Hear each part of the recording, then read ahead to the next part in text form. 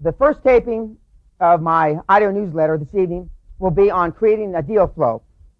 What do I mean by a deal flow? A deal flow is a series of transactions that come in to my offices for me. Now, how did I get that deal flow? When you go out and you try to implement QLA, quantum leap methodology, quantum leap advantage methodology, one of the first problems that you will have is creating a deal flow. How do I get people to recognize me as a shaker and mover? How do I get people to show me businesses that are for sale, to show me businesses that are that I can purchase?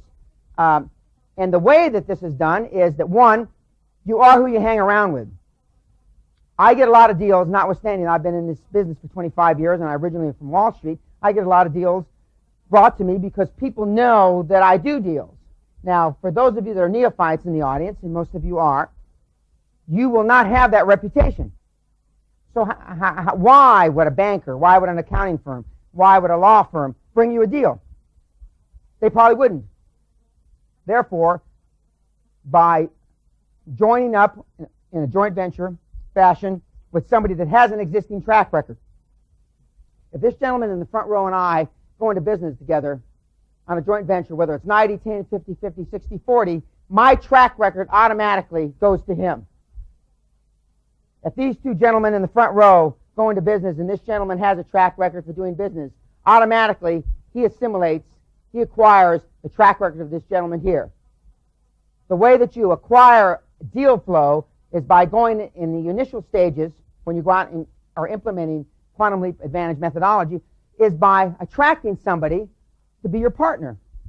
Now, in the early days of my career, one of my first joint venture partners was a gentleman named Konstantin Gratsos, who was the chief executive officer of Onassis Shipping Lines. He was the right-hand man of Aristotle Onassis. If you read any of the books about Aristotle Onassis, you'll read about Konstantin Gratsos. They were born on the same little island in Greece, and they were best friends 60, 65 years. And when Mr. Onassis passed away, he assumed the position of chief executive officer. He was the trustee of the Christine Onassis Trust. Well, early in my business career, in the late 70s, I had the privilege of meeting Mr. Gratsos. Mr. Gratsos liked me. He took me under his wing. We became joint venture partners. His track record, the track record of Onassis Shipping Lines, at that time, one of the biggest corporations on the planet, for sure in the United States, I acquired that. So my deal flow was Mr. Gratsos' deal flow. So one of the ways when you go out and you read these books by some of the other writers, some of the other gurus, some of the other speakers, the basis of being successful in using their programs is being able to do transactions. But before you can do transactions, people have to show you transactions. People have to show you companies. People have to be able to think that you're within the universe of individuals that can actually get deals done. The only way that can happen is if, in the initial stages, you partner up with somebody. Dave Reeker and Jose Alvarez, our other partner in the same transaction, in Great Wisdom Books, have acquired my track record. You read my profile, which is fairly lengthy. For starters, it lists the governments I've done business with. The British government, the Japanese government, the Yemen government, the Chilean government, the Netherlands government, the Kuwaiti government, the Canadian government, the United States government, the British government, Israeli government, that's right, I'm forgetting some of them. Okay, by definition, those transactions that I've done with those governments accrue to Mr. Reeker and Mr. Alvarez. By definition, they're players. Now, I'm not saying that you have to get somebody like me, but you've got to get somebody that's more than you, for sure. That is the first step. Not the first step, one of the first steps. Another step is to be represented by a Big Six accounting firm, because Big Six accounting firms, by definition, will bring you deals. Last night, at my home, I went to dinner with Paul Hastings, one of the fifth or sixth largest law firm in the country. They got 450 or 500 lawyers. Excuse me, Dave Reeker went to dinner with Paul Hastings. I went to dinner with O'Melveny and Myers, which also represents me, that has 500 or 600 lawyers. And one of the questions that I had, another partner of mine, Cinda Burke, who's AKA, also known as the Butcher of Phoenix, who's a little young woman about this tall, who was a pre-med student at Cornell and graduated and decided she wanted to go on to medical school and be a doctor, and so she's out in business, and she's almost 26 years old, and we're in partnership together. We're consolidating the mobile home park industry, and she called me this morning because I used to be in the energy business, and she says, Peabody Coal owns this huge trailer park. Like I'm supposed to know somebody at Peabody Coal. I don't know anybody. But I got on the phone, I called Arthur Anderson, who represents me, Deloitte Touche, who represents me, Coopers and Lybrand, who represent me, O'Melveny and Myers, Warren Christopher's firm, our Secretary of State, who represents me, Paul Hastings, who represents me, Richards Butler, one of the largest law firms in Europe, who represents me. And I said, put on your email, I want to know who the hell at Peabody Coal is in charge of their real estate portfolio, because we want to buy their mobile home park. That's how you get deal flow. This is why I recommend strongly, and I suggest strongly. When I say suggest, I mean, suggest means, you moron, if you don't do this, somebody ought to cut your head off with an axe. When I say suggest, that's what I mean. I would suggest strongly, and there's a reason why you pay 30 or 40% premium for big six accounting firms and huge international law firms. And the only reason that you pay those kinds of premiums is because for their connections. When I needed to do business in Chile with the former president of Chile, the dictator of Chile, Pinochet, I called Coopers and Lybrand. They got me an appointment with the Minister of Energy, and I ultimately met the president. It wasn't that I created the deal flow. It was Coopers and Lybrand. Yet, most of you have been trained, one, to use your brother-in-law, the lawyer, or your cousin who's a CPA. If anybody that you know calls your accountant a CPA, he's a moron. Coopers and Lybrand are not called CPAs. Deloitte Touche are not called CPAs. Arthur Anderson is not called a CPA. Most of you in this room, to the extent that you have accountants, have CPAs. Or your cousin, fifth cousin, twice removed as your lawyer. Joe Schwartz, single proprietor, operating out of his bedroom. This is not how you create a deal flow. You create a deal flow by being represented by Warren Christopher, the Secretary of State's law firm, O'Melveny and Myers, who has represented me a lot of years. And you wonder why you've had difficulty, perhaps, looking at transactions. You hear me talk a lot about transactions. I am not a proponent of internal growth. All the big money that I've made, and all the big money that of my contemporaries, the Ross Perot's of this world, have been made mostly externally, exponentially, by acquisition. Now, there are key questions that you ask people that will represent you to create a deal flow. One, when was the last time you did a deal? Two, I'd like you to give me 3, 4, or 5 recommendations or references of people that you have done deals with. Now, this will eliminate, those first 2 questions will eliminate 90% of anybody that you do business with. One, they haven't done a deal. And 2, well, if they haven't done a deal, they don't have anybody that they can give you as a reference. Banks should be able to give you references on deal flows. When was the last time, and don't raise your hand, please, when was the last time any of you have ever asked your banker to recommend how you can do deals? It's not heard of, because most of you have what I call deposit relationships. You deposit money, they sometimes pay you interest. They give you no service. Most of you have deposit relationships. Deal flow, without transaction flow, quantum leap advantage methodology is dead. Not only is quantum leap advantage methodology dead, virtually any aggressive exponential growth methodology is dead. It's about attracting the ambiance, the social and economic milieu of a shaker and mover. We are who we hang around with.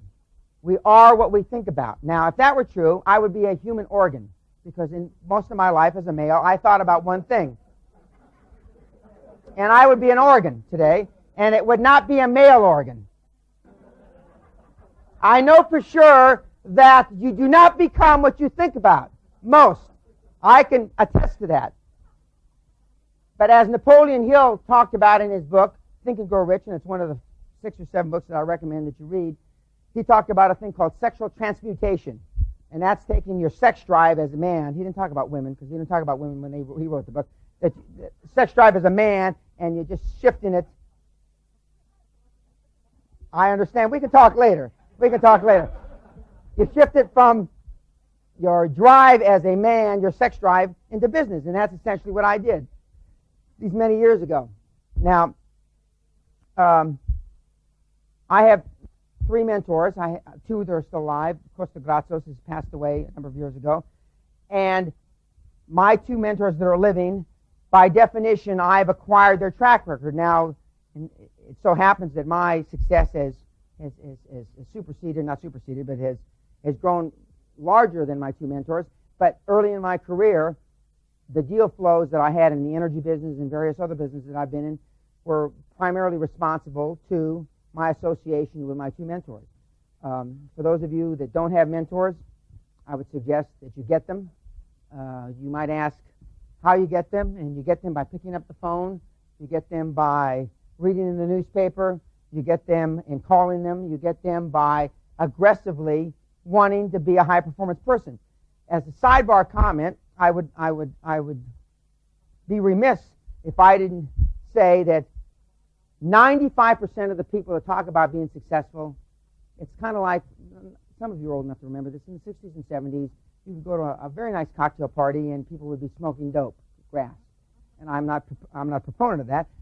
People used to do drugs in the 60s and 70s. People now talk about being or going to motivational seminars, reading motivational books, because it's vogue now in the 90s. How many of those people that talk about it really sincerely want to be successful? I'm here to tell you an infinitesimal amount. Close to zero. Close to zero. But it's vogue. It's vogue now to talk about that stuff. It's vogue to come and listen to people, not like me, because you've never heard anybody like me, but it's vogue to go to seminars and buy books and buy tapes and all that crap that you do. I don't do that, but I mean, a lot of people do.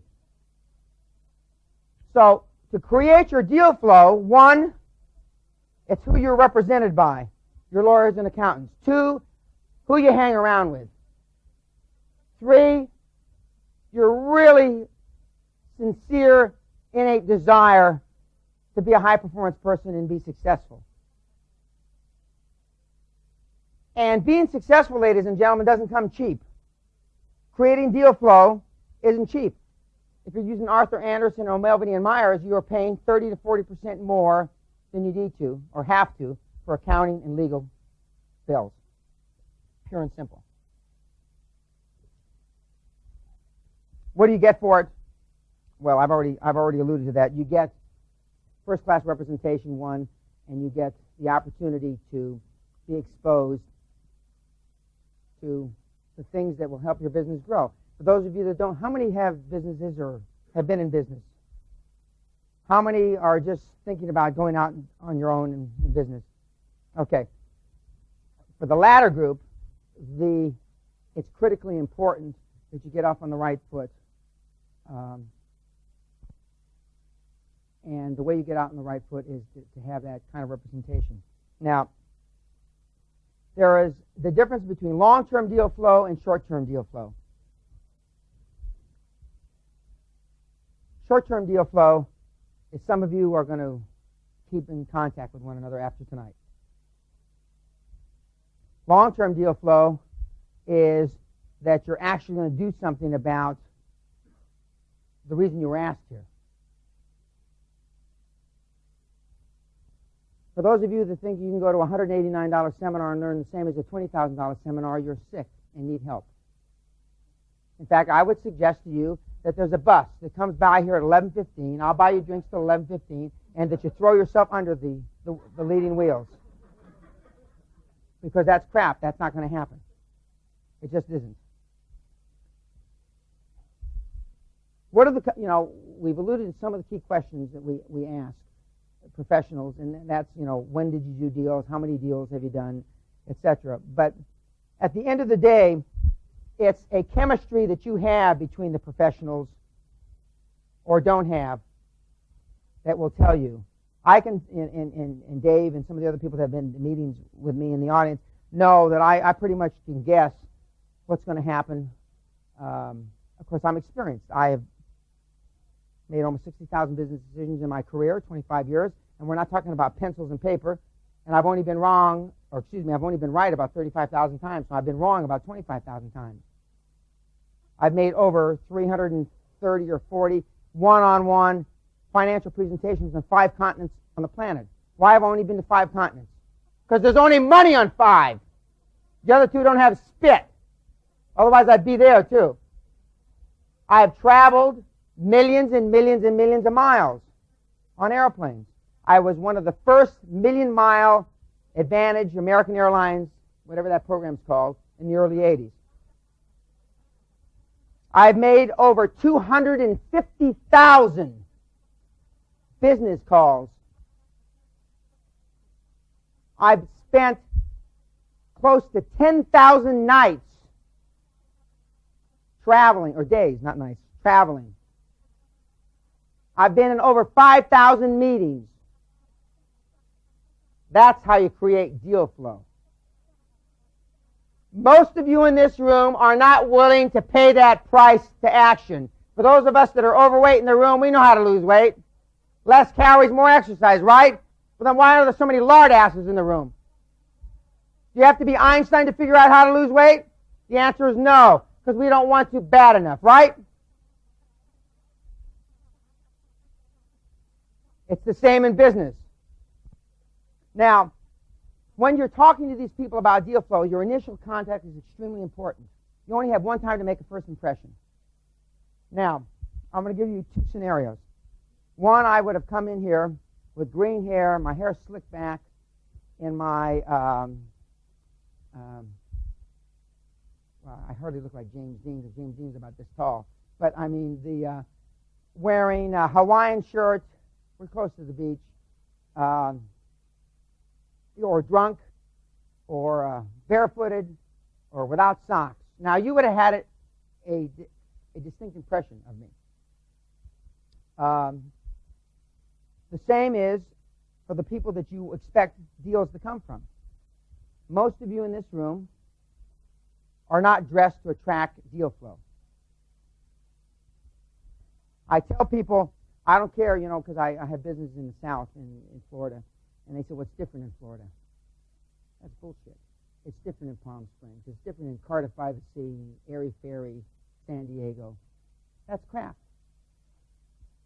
Have you ever seen a head of state on TV that wasn't wearing other than some of the African countries, have you ever seen a head of state on TV that wasn't wearing a suit? Okay. Have you ever seen a head of state wear a double-breasted suit? Who? No, I don't think so. No. They all have the Brooks Brothers look. No crap on your shoes, no tassels. White shirt. Now, I'm wearing cufflinks, which I wouldn't normally do, but this group's not smart enough to realize that you shouldn't wear cufflinks, so I wore cufflinks tonight.